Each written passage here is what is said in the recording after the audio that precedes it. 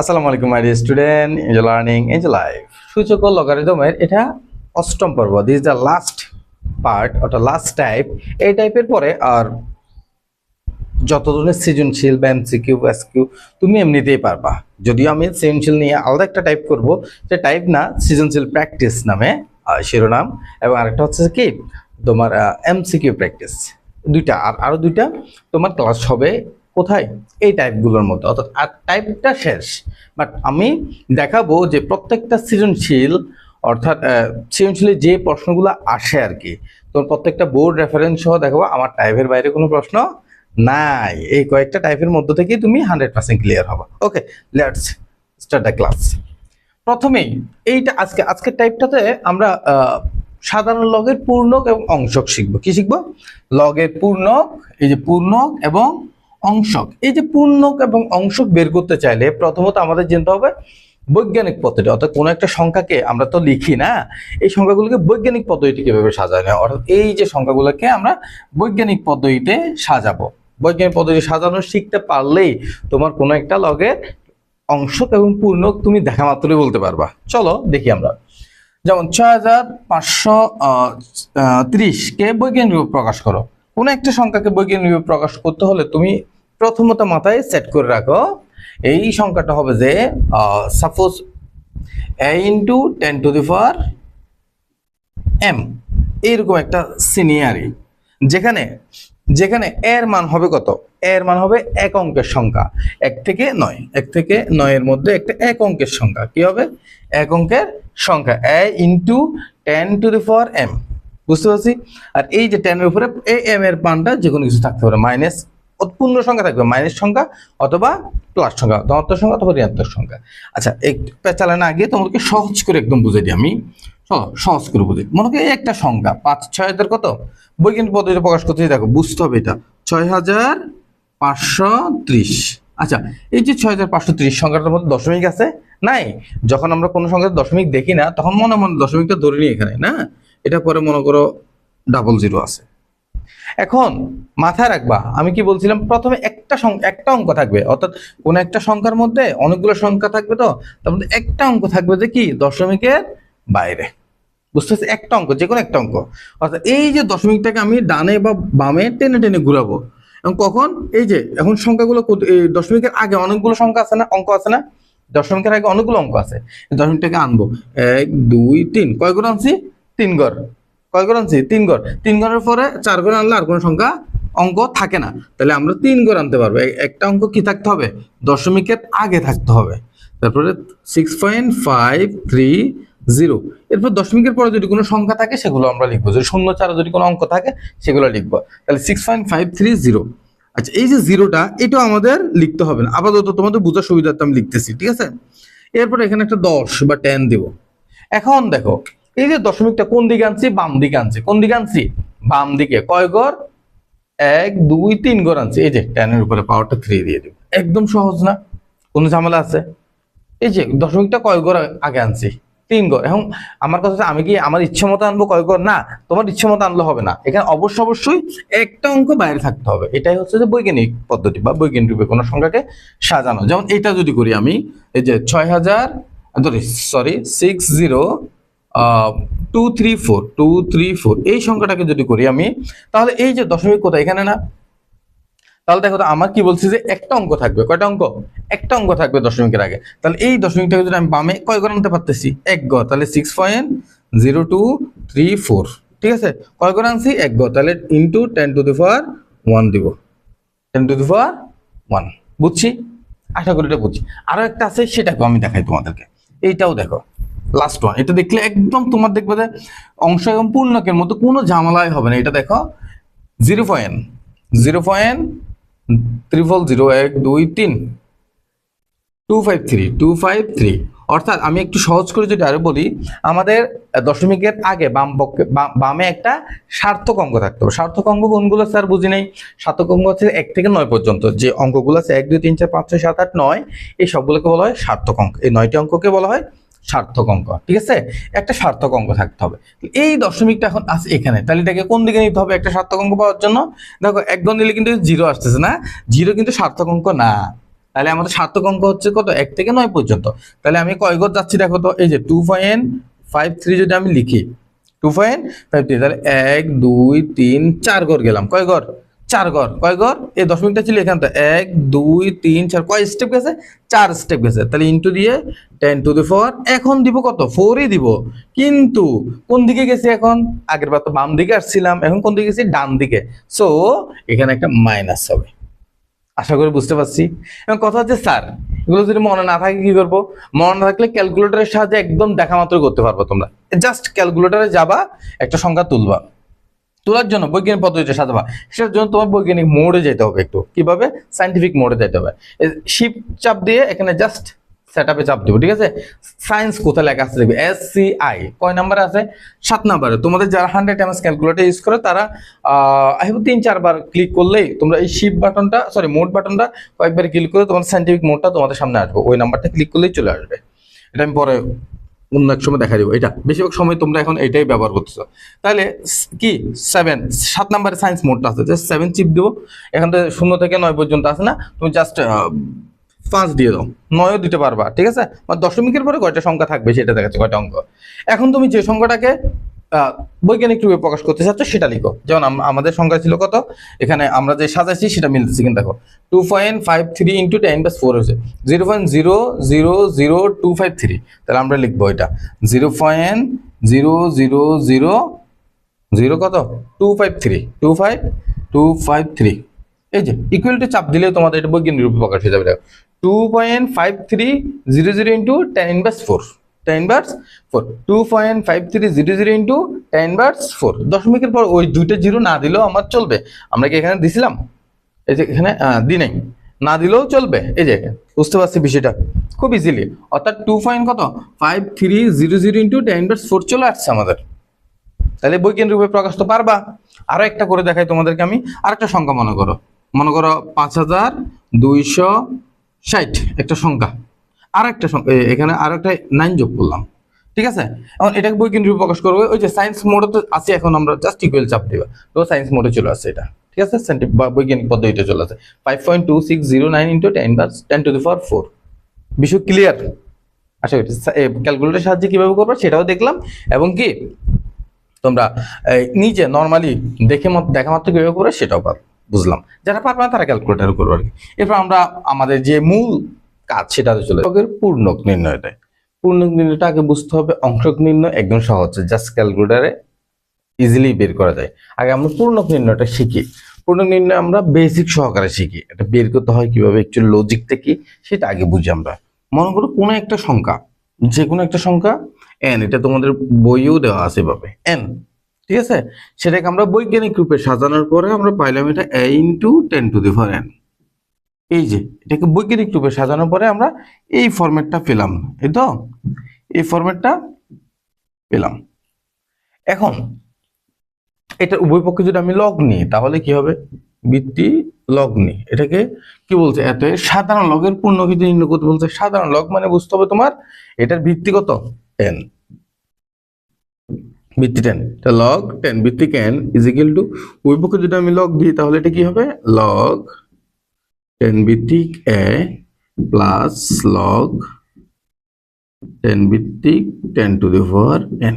এটা তো বুঝছি, এত মানে এই যে সবগুলো পর্ব করার পরে অন্তত এটা তো বুঝছি যে এটার উপরে পাওয়ার কেন এভাবে হয়েছে, কেন গুণ থাকলে পাওয়ার গুলো কি হবে? যোগ হবে। লগটা তো এখানে দিছিলাম আমি, তাই না? তাহলে গুণ থাকলে পাওয়ার গুলো যোগ হবে, বুঝতে পারছি? অর্থাৎ পাওয়ার গুলো গুণ থাকলে আলাদা আলাদা করে লগ ভিত্তি সহ এটা কি পাওয়ার গুলো যোগ হবে, এটা বুঝছি আমরা। তাহলে ইজ ইকুয়াল টু, এখানে যদি আমরা লিখি লগ 10 ভিত্তিক n, এটা যে মূল সংখ্যাটা ছিল আমাদের সেটা n, তাহলে আমরা লগ 10 ভিত্তিক এটা লিখতে পারি। তারপর দেখো এই nটা সামনে চলে আসে, তারপর লগ 10 ভিত্তিক 10, লগ 10 ভিত্তিক 10 মানে কত? 1, সেটা আমরা জানি। তাহলে এটাকে আমরা এই পাশে রাখি, আমাদের মোটামুটি ম্যাথ শেষ। তোমরা দেখবে যে এরপরে তোমরা নিজেরা ইজিলি বুঝবা যে ম্যাথটা কিভাবে করতে হয়। স্যার দেখো অংশটুকু আমি আসলে তোমাদেরকে শিখাতে চাচ্ছি, তোমাদেরকে অনেক অঙ্ক আমার করানোর কোনো ইচ্ছা নাই। আমার ইচ্ছা হচ্ছে যে তোমরা যেন নিজেরা পারো, ঠিক আছে? লগ 10 ভিত্তিক n সমান হচ্ছে যে কত? লগ 10 ভিত্তিক এ, আর এই যে এখানে n ইন্টু 1, তাহলে সুতরাং চলে আসতেছে কি আমাদের লগ 10 ভিত্তিক n is equal to n plus log 10 ভিত্তিক এ। বুঝতে পারছি? আমরা চাইলে এখান থেকে ভিত্তিটা বাদ দিতে পারি। ভিত্তিটা বাদ দেওয়া মানে বাদ দেওয়া না, উজ্জ করে রাখা আর কি। আচ্ছা, উজ্জ নাও করলে সমস্যা নেই। তো এইখানে দেখো তো, এখানে আমরা দুটি জিনিস পাইছি। এই যে এটাকে যখন বৈজ্ঞানিক রূপে সাজানোর পরে যখন আমরা এটাকে এই ফরম্যাটে নিয়ে আসলাম, এই ফরম্যাটে আনার পরে এখানে একটা ঘটনা ঘটছে। তাহলে দেখো তো এনটা আলাদা হয়ে গেছে না, এখানে এই এন এটা একটা আলাদা হয়েছে না। এই যে এন যেটা আলাদা হয়েছে সেটাকে অ্যাকচুয়ালি আমরা বলি কি, সেটাকে অ্যাকচুয়ালি আমরা বলি পূর্ণক, কোন লগের পূর্ণক। বুঝতে পারছি? এটাকেই বলা হয় পূর্ণক। পারবো? তাহলে কোনো এত এর সাধারণ লগের পূর্ণক নির্ণয় করা পারবো না? একদম সহজে পারবো। দেখো কিভাবে করব আমরা, একদম সঠিক নিয়মে দেখো কিভাবে করি। প্রথমেই আমাদের দেওয়া আছে কি 0.0235, এটাকে আমরা বৈজ্ঞানিক রূপে প্রকাশ করতে হবে না। তাহলে 0.025 ইজ ইকুয়াল টু আমরা লিখতে পারি, এই যে দশমিকটা এখানে না, দুই ঘরে এদিকে যাবে, ডান দিকে না। তাহলে 2.35 ইন্টু 10 ইনভার্স 2, কয় ঘর গেছে? দুই ঘর, এক ঘর দুই ঘর, দশমিকটা দুই ঘর গেছে, এখানে 10 ইনভার্স 2 হয়েছে। এটা তো আমরা পারি, ঠিক আছে? এটা আগে থেকে আমরা পারতাম, বুঝছি? আশা করি এটা বুঝতে তোমাদের কোনো প্রবলেম হয় নাই। তাহলে সুতরাং লগ, আমরা চাইলে পুরোটা এভাবেও লিখতে পারি অথবা ডাইরেক্ট এখান থেকে লিখতে, এটা সমান তো এটাই হয়েছে, ঠিক না? লগ 10 ভিত্তিক 2.35 ইন্টু 10 ইনভার্স 2 সমান সমান কত হবে? লগ 10 ভিত্তিক 2.3 ইন্টু প্লাস লগ 10 ভিত্তিক কত হবে? 10 ইনভার্স 2, 10 ইনভার্স 2। তাহলে এই যে পূর্ণক আমি কোনটা বলছিলাম, যেটা ডাইরেক্ট সংখ্যা চলে আসে আমাদের, তাহলে এই যে এটা হচ্ছে অংশক 10 ভিত্তিক 2.35 ছিল মনে হয়, একটা 5টা আমি দিই নাই, 5 ছিল, ঠিক আছে? আর এখানে হবে কত? -2টা সামনে চলে আসবে, ঠিক আছে? -2 লগ 10 ভিত্তিক 10, তাহলে আমাদের আসতেছে কত? লগ 10 ভিত্তিক 2.35। তোমরা এখানে এই যে প্লাস মাইনাসে মাইনাস করে দিব না, আমরা প্লাস মাইনাসে মাইনাস করে দিব না, আমরা এটা প্লাসই রাখবো। প্লাস এখানে 10 ভিত্তিক 10 মানে তো 1, তো 1 এর সাথে 2 গুণ করলে 2ই হবে, তাহলে -2। তাহলে আমাদের এখানে পূর্ণকটা কত আসতেছে? -2। আমি একটু তোমাদেরকে ভেঙে করাইছি, কিন্তু এটা তোমরা দেখা মাত্রই করতে পারবে, এটা তোমরা দেখা মাত্রই করতে পারো। তোমরা এই যে অংশটুকু করাইছি আমি তোমাদেরকে, এই অংশটুকু অ্যাকচুয়ালি তোমাদের করার প্রয়োজন নাই, এটা ডিরেক্টলি তোমরা করতে পারবা। এটা কি সমস্যা করতেছে দেখি তো, কি হলো এটা? এটাকে আমরা কভার করতে পারতেছি না কেন? এটা তোমরা প্রয়োজন না, এটা বেশিরভাগ সময় করে না, জাস্ট ডিরেক্টলি বের করা হয় এটা, ঠিক আছে? তোমরা এই যেটা বের করতে পারবা।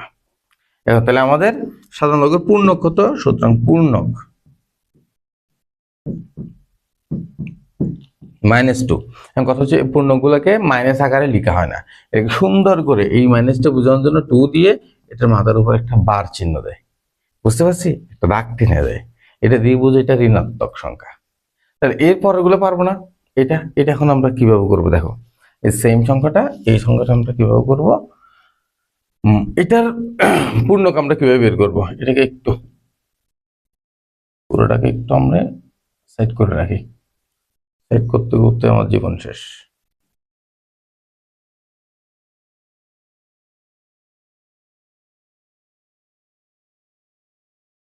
এখানে রেখে দিলাম, এটা দেখা যাচ্ছে না, সমস্যা নেই।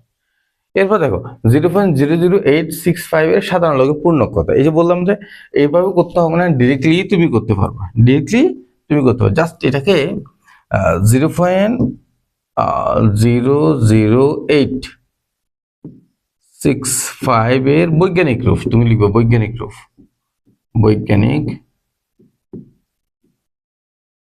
বৈজ্ঞানিক রূপ সমান কত হবে এই যে এক গড় একটি সার্থক অঙ্ক থাকতে হবে কয়টা একটা 8 পয়েন্ট কি হবে তাহলে 6.5 ইনটু 10 ইনভার্স কত হবে কয় গড় গেছে এক গড় দুই গড় তিন গড় 3 বুঝছি তাহলে সুতরাং কত হবে পূর্ণক সাধারণ লগের পূর্ণক হবে কত -3 বা 3 এর উপরে একটা বার দেব একদম সহজ না এটা একদম ইজি কিন্তু এখন পূর্ণকটা কত শেষ এরপর তোমরা এটা যদি বুঝে থাকো তুমি জাস্ট আমাকে এটা একটু হোমওয়ার্ক করে দেবে কেমন নিজেটা একটু হোমওয়ার্কটা করবা এরপর লগ এত এর পূর্ণক অংশক নির্ণয় এবার এই যে পূর্ণক নির্ণয় করতে বলছে আমাকে অংশক নির্ণয় করতে বলছে এক্ষেত্রে আমাদের পূর্ণক নির্ণয় করতে হলে ওই আগের নিয়মে বের করতে হবে আর অংশক নির্ণয় একদম সহজ তোমরা জাস্ট ক্যালকুলেটারে বসাবা হয়ে যাবে পূর্ণক নির্ণয় তো আমরা শিখলাম জাস্ট অংশকগুলো আমরা নির্ণয়টা দেখাচ্ছি তোমাকে কেমন অংশগুলো কিভাবে নির্ণয় করবা এই যে কোনো একটা সংখ্যা বলছে তোমাকে এটা 0.0000 যত বড় একটা সংখ্যা বলছে এর পূর্ণক পারবো না আচ্ছা পূর্ণকটাও দেখাই আগে এখানে 0.00000569 এর পূর্ণক আচ্ছা এর বৈজ্ঞানিক রূপ বৈজ্ঞানিক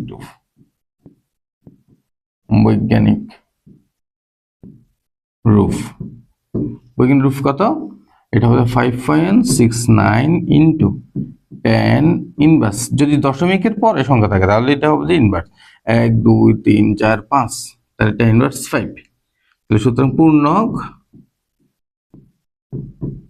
কত হবে -5 সমান 5 এর উপরে বার দিব বুঝতে পারছি নাকি বুঝি নাই আশা করি এটা বুঝতে পারছি এখন অংশক নির্ণয় করবে এখন অংশক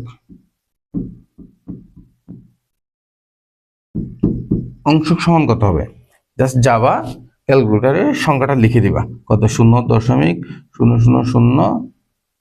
চারটা মনে হয় 569 এই তো ও এটা লিখলে কি লাভটা হবে আমার আচ্ছা এটা লিখলাম এটা সমান কি দিবে লগ এটা এই সংখ্যাটা আর কি সংখ্যাটা শেষ তাহলে কত আসছে আমাদের -4.2448 না এই যে -4 আসছে এখানে প্রথমে এই -4 আমাদের কোনো কাজ নাই এখানে আমাদের কাজ হচ্ছে দশমিকের পরেরটা হচ্ছে আমাদের কি অংশক তাহলে অংশক হবে 0.244887734 তাহলে 0.2448877 অনেক সংখ্যা 448877 এটা মনে করো ডট দিলাম এটা হচ্ছে অংশক আমার বুঝছি তাহলে আমাদের সম্পূর্ণ সংখ্যাটা আসবে শুধু পূর্ণক অংশক মিলে আসবে কত এটা সাধারণ লগের পূর্ণক অংশক মিলে আসবে এটা 5 এর উপর একটা বার দিব তো দশমিক দিয়ে 2448877 এইটা বুঝছি পূর্ণক অংশক আমরা কিভাবে নির্ণয় করব আশা করি আর কোনো প্রবলেম তোমাদের হবে না এটাতে আর কোনো প্রবলেম হবে না তোমাদের বইয়ে কিন্তু একটা সুন্দর চার্ট দিছিল ঠিক আছে এটার সেটা তোমরা একটু দেখে নিবা এরপরে 9 নাম্বার দেখো এইগুলো একটু ব্যতিক্রম দিচ্ছি আমি যে এখানে একটু সংখ্যা দিচ্ছি যেগুলো এখন এতক্ষণ করছি আমরা সবগুলো দশমিক লাস্টে না একটা সংখ্যা দিচ্ছি 5000 এই 5000-এর বলো তো তোমরা অংশক কত হবে কে বলতে পারবা 5000-এর পূর্ণক অংশক নির্ণয় করো তাহলে 5000কে আমরা লিখতে পারি কত 5 × 10 কিউব ঠিক না এখন দশমিকটা কোথায় ছিল বলতো এখানে ছিল না নাই মানে হচ্ছে যে একদম শেষ সংখ্যার পরে তাহলে বাম দিকে আছে না 1 2 3 3 ঘর আছে না এই জন্য পাওয়ারটা প্লাস হয়েছে দশমিকটা যদি বাম দিকে আনি আমরা পাওয়ার বৈজ্ঞানিক রূপে প্রকাশ করার জন্য তাহলে পাওয়ারগুলো প্লাস হয় আর যখন ডান দিকে নিব তখন পাওয়ারটা কি হবে মাইনাস হবে তাহলে 5 × 10 কিউব তাহলে এখানে পূর্ণক কত পূর্ণক সাধারণ লগের পূর্ণক সমান হচ্ছে যে 3 ডাইরেক্ট 3 লিখে দিব অংশক কত অংশক আমরা বের করছি কিভাবে জাস্ট ক্যালকুলেটরে যাব এই যে 5000 লিখে দিব লগ 5000 5k ঠিক আছে ক্লাসে 3.69689 তাহলে 6989 অংশ হচ্ছে কত 6989 এটা পয়েন্ট দিতে হবে এখানে শেষ উত্তর এতটুকুই তাহলে এরপরে তোমরা আমাকে এই